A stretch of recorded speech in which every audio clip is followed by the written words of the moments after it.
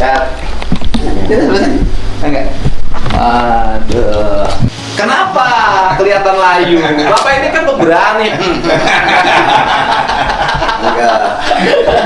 Ada kabar panas dari Purwasabah. Kades Hoho datang menemui Kang Deddy Mulyadi. Bukan sekadar silaturahmi, tapi untuk membahas kisruh seleksi perangkat desa yang berujung pada laporan polisi. Bagaimana fakta hukum di baliknya? Simak ujangan tegas dari Kang Deddy Mulyadi berikut ini. Tapi kenapa sekarang kelihatan layu? Punya istri lagi? Enggak, oh enggak. Kenapa kelihatan layu? Semangat dong, jangan layu. Bapak ini kepala desa yang paling terkenal di seluruh Indonesia. Di tempat lain nggak ada kepala desa yang sepopuler Bapak. Resiko orang populer itu menjadi objek bagi semua pihak. Itu resiko. Kayak saya jadi gubernur. Itu gubernur yang sering didemo ya Deddy Mulyadi. Tiap hari ada aja, tiap hari ada yang komen, ada yang hampir setiap bulan sekali ada demo berbagi kebijakan yang dianggap merugikan orang dan sekelompok orang. Itu saya di demo terus. Setiap kebijakan pasti menimbulkan resiko, dan hidup itu pro kontra, ada yang suka, ada yang tidak suka. Semakin banyak yang suka pada kita, semakin banyak orang yang tidak suka pada kita. Bapak, apa masalahnya sih itu teh yang ramai banget? Kita kan ada kekosongan perangkat desa. Apa yang kosong? Status tiga-tiganya. Oh, kepala dusun. Kepala dusun di sana berapa sih upahnya? Pendapatannya 2.100.000. Nah, jadi yang kosong kepala dusun. Iya. Nah, kemudian kita jaringan perangkat desa. Seleksi lah ya. Seleksi, ya. Untuk tahapan-tahapan kita selalu didampingi dari sana. Terus intinya sudah tidak ada yang tertinggal atau keliruan, dan ujian tersebut dilaksanakan. Ada ujian CHT sama ujian praktek. Oke, ada ujian.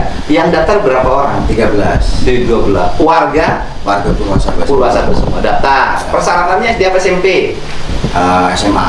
SMA. Iya. Oke, peserta SMA. Daftarlah yang SMA ini. Iya. Terus Daftar, ujian berjalan, terus ya udah setelah ujian itu udah mulai ada orang-orang yang tidak percaya, kemudian bersurat mana-mana bupati, kecamat agar ujiannya dibatalkan. oh, menganggap proses Curang. seleksinya tidak fair. Ya. Oke. Cuma udah audiensi pertama di awal desa udah dijawab semua. Datang waktu itu ya camat, dinas, apa hukum, inspektorat juga datang, pemimpin punya datang semua, udah dijawab. Juga mereka masih nggak percaya, audiensi lagi lah kemarin di kecamatan. Oh. Pertanyaan yang sama udah dijawab juga, cuma sampai memanas gitu. Emang ada apinya? Kayaknya bukan cuma api.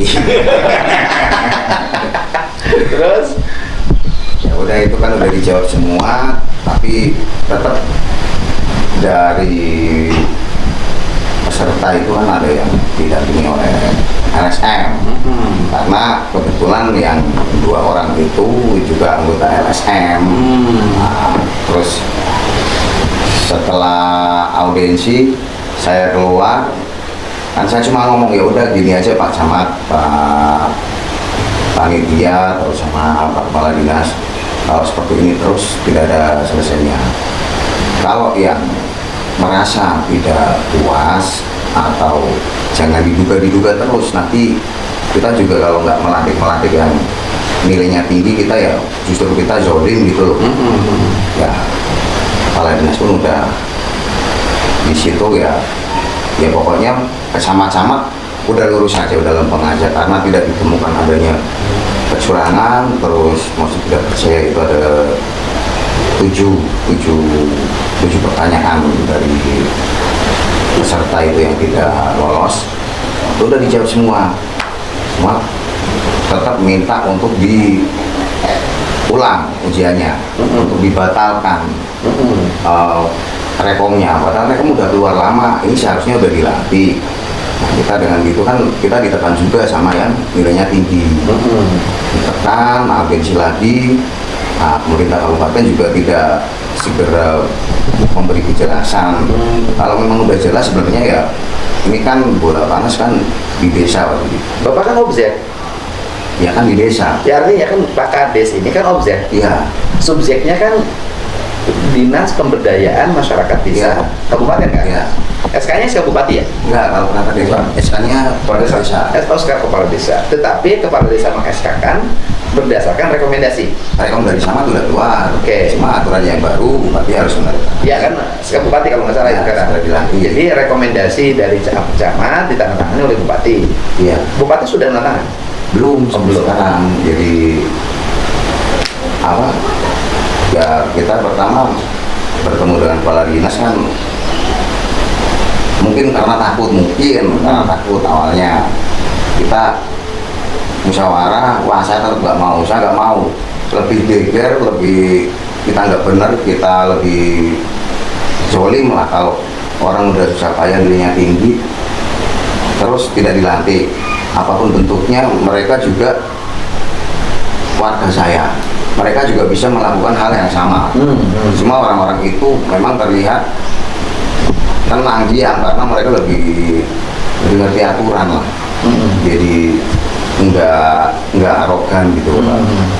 Kemudian saya bertemu dengan nemuin bupati, cuma tidak ketemu beberapa kali. Intinya kan kita menyampaikan udah dipercepat aja karena udah 2 kali untuk audiensi. Masa ya mau 3 kali 4 kali pertanyaannya itu aja. Mereka cuma bisa ngomong kalau ini curang.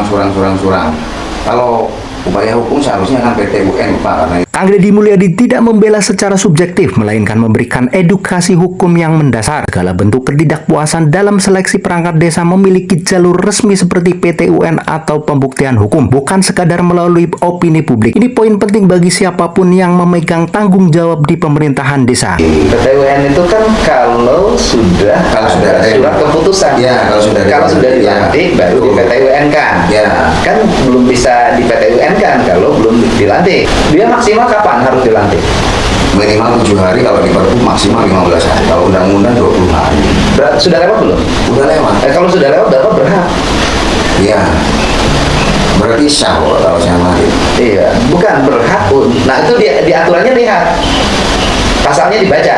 Apabila selama 20 hari belum juga dilantik, apa tuh? Baca aja peraturannya. Nggak ada di bawahnya, saya cari-cari, makanya saya pusing. Oke, kalau Bapak nggak ada, Bapak kan bisa, kalau Kepala Badan Pemberdayaan Desanya gimana? Baru kemarin waktu hari Selasa, Senin kan audiensi, geger ribut. Hari Selasa saya bertemu, bilangnya suruh menunggu beberapa hari. Nah, saya bilang, ini kan udah lewat juga Pak, hari Selasa ini udah lewat. Kita takutnya nanti menunda-nunda ini terus-menerus malah jadi makin ruwet. Sebenarnya kalau udah dilantik kan udah beres. Siapa yang mau berisik? Kalau berisikan negara kita, negara hukum itu ya tugasnya polisi kalau berisik terus. Seandainya udah ada yang dilantik, kalau yang 10 orang masih tetap mengganjal apa kurang puas, ya udah tinggal PT UN. Iya, di PT UN. Iya. Kalau misalnya ada indikasi kecurangan, laporin polisi aja. Iya. Gitu. Udah dilaporin kemarin. Kan artinya kalau ada tuduhan, Iya. ada tuduhan bahwa proses rekrutmen atau seleksinya ada kecurangan. Iya. Laporin aja polisi, Bapak suruh laporin aja ke polisi. Iya. Mereka. Udah. Bapak dilaporin. Dilaporin. Udah diperiksa? Belum. Belum. Laporannya baru kemarin, Iya. yang lalu. Ya sebenarnya sih apa ya, ini terlalu lama gitu Pak Deddy. Saya itu juga ditekan sama yang 3 Yang sudah lulus. Iya, yang nilainya tinggi, Yang terbaik. Kita apa ya, ya namanya laporan ya monggo laporan. Intinya laporan kan adanya kecurangan, kebocoran soal, padahal kita menyaksikan, benar-benar menyaksikan bahwa semua peserta diberikan bahan soal 400, dikeluarkanlah 100 soal. Nah, pada saat pengocokan itu malam harinya sebelum besoknya ujian, ada camat dari kecamatan, Pak, orang kasih dapat pemerintahan, terus staf, terus Sekecam, terus dari Polsek Koramil, saya dari Mas juga masing-masing kan pendapat. Kalau dari kecamatan setelah dikocok soal dan jawabannya nanti udah disegel di bawah kecamatan. Kebetulan itu saya bilang, Pak Camat jangan dibawa ke kecamatan, ini terlalu riskan, nanti malah justru mereka lebih nyerang lagi, karena di mana-mana kayak gitu ada waktu dari balai desa soal dibawa ke kecamatan, nah itu pasti nanti dicurigai. Iya. Nah, mending sebelum pengocokan soal untuk panitia tidak diperbolehkan untuk menggunakan HP diminta semua, terus wifi juga dilepas, HP dimasukkan di brankas desa, dikunci sama anggota polsek. Sebenarnya udah nggak ada celah lah buat membocor. Tapi kan kalaupun menjadi objek itu kan Bapak subjeknya kan kecamatan dan kabupaten, harusnya kan yang proses protesnya dong yang meluluskan. Jadi panitia memang yang dikejar panitia. Panitianya dari tokoh masyarakat, terus dari ada perangkat desa juga. yang meluluskannya, yang membaca soal, kemudian yang menilai soal siapa? Ada, jadi kalau CAT-nya itu ada LPK lah, ada komputer juga, ada LPK itu yang menilai. Dan sebenarnya saat di BKD itu kan kita minta bantuan ke BKD untuk peralatan komputernya, karena desa nggak ada.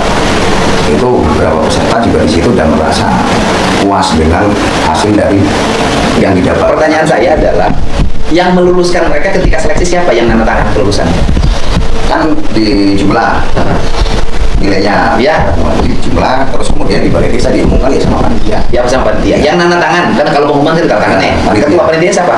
Ketua panitia Pak Lukman, Pak Lukman tuh apa? yaitu kepala sekolah Pak Oke, Lukman. artinya dari desa. Ya, Sekretaris panitianya? sekretarisnya perangkat desa. Oke. Diketahui oleh camat? Namanya. Itunya hasil seleksinya? Diketahui. Kepala desa. Diketahui kepala desa. Camat tidak nanda tangan. Enggak, terus kepala desa yang Mengusulkan, ya, mengusulkan ke camat dari dua peserta yang nilainya tertinggi, Diusulkan. terus keluar rekomendasi Sudah keluar rekomendasi Sudah. dari tanggal 18. bukan dari instansi mana? Dari camat. Dari kecamatan sudah rekomendasi. Sudah. Cuman belum diketahui bupati ya sebenarnya. Jadi ke bupati itu cuma camat melaporkan kalau rekomendasi udah untuk menanyakan pelantikan. Bupati nanti memberikan rekomendasi pelantikan. Ya. Oke, misalnya rekomendasinya adalah surat saudara sudah terima di camat kan. Ya. Selanjutnya kami meminta saudara untuk melakukan pelantikan pada tanggal sekian gitu loh. Ya. Demikian perbincangan tadi. Menjadi pemimpin desa di era sekarang memang penuh tantangan. Keputusan KDM untuk menekankan pentingnya jalur hukum adalah pengingat bahwa kepatuhan pada aturan adalah tameng terkuat bagi seorang pemimpin.